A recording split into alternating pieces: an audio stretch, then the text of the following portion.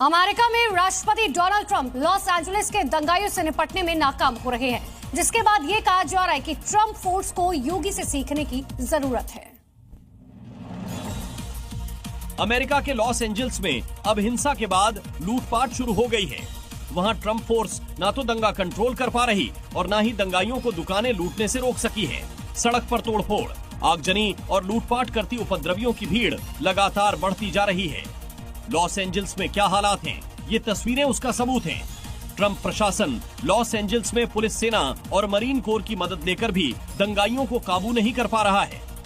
दंगाइयों से इससे बेहतर तरीके से तो योगी फोर्स निपट लेती है। याद करिए, पिछले साल संभल में भड़की हिंसा पर योगी फोर्स ने एक दिन में काबू पा लिया था।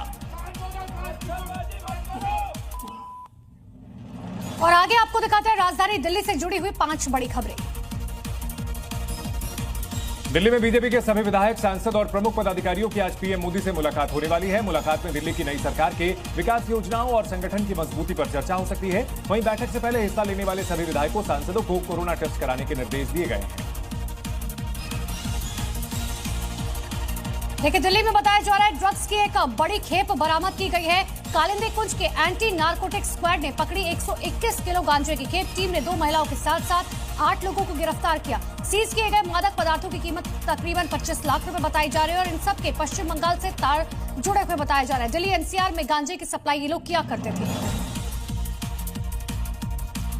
दिल्ली की रेखा गुप्ता सरकार ने प्राइवेट स्कूलों के मनमानी फीस बढ़ाने पर नियंत्रण के लिए बड़ा कदम उठाया है। सीएम ने दिल्ली सचिवालय में 8वीं कैबिनेट बैठक में स्कूल फीस को लेकर बड़ा फैसला लिया है। दिल्ली सरकार ने प्राइवेट स्कूलों की फीस पर नियंत्रण के लिए अध्यादेश लाने को मंजूरी दे दी है, जिसे उपराज्यपाल के पास अब भेजा जाएगा।